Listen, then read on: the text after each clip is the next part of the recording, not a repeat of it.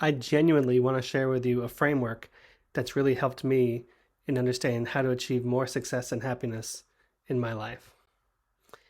Often we think we can only be happy and successful when we've accomplished some huge milestone or goal. However, there's two really big problems with this. One is that we spend most of our time trying to figure out what we should be even working on, or we're spending all of our time working on that goal, so that rarely are we achieving the summit of these goals and progresses to actually feel successful.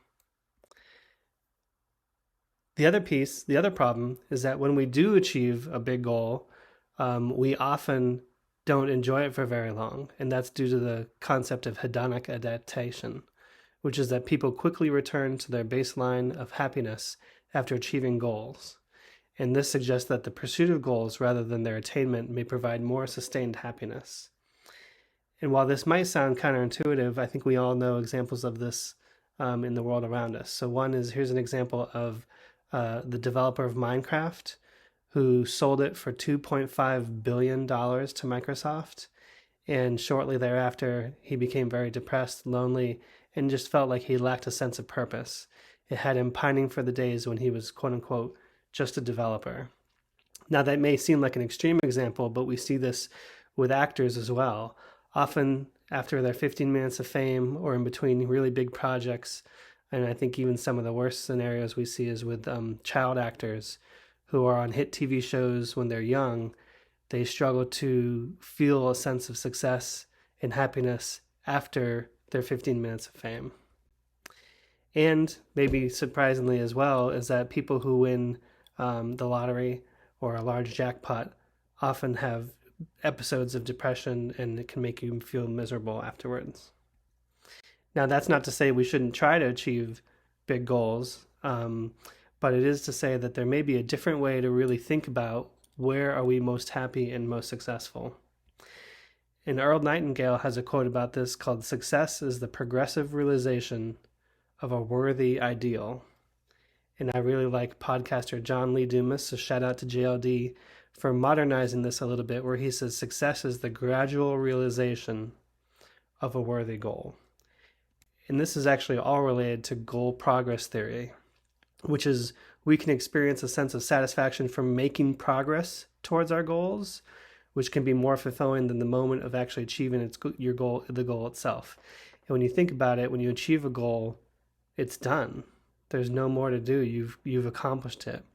So a study actually found that we are the happiest when we are making progress in meaningful work, and that's maybe the most important word here.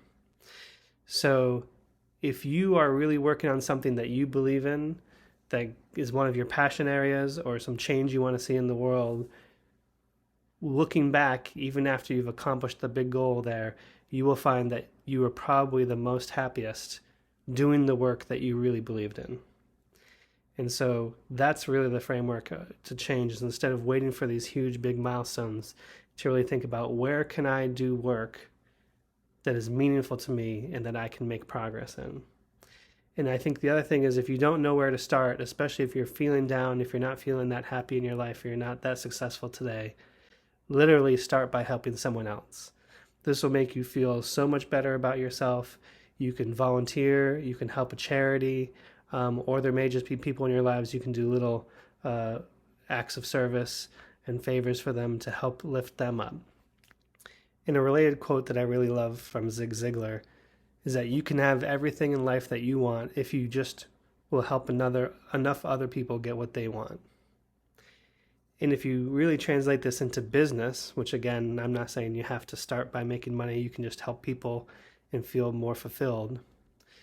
But ultimately in business, the amount of money you make is directly related to the impact you can make in someone else's life times the number of people that you can impact. And so I think the key pieces to think about for moving forward today is, one, what is the change that you want to see in the world? What do you want to make? What sort of progress do you want to work against? And then two, what are the first steps you can take to make that progress? And on your journey, of course, we're here to help you along the way. Thank you.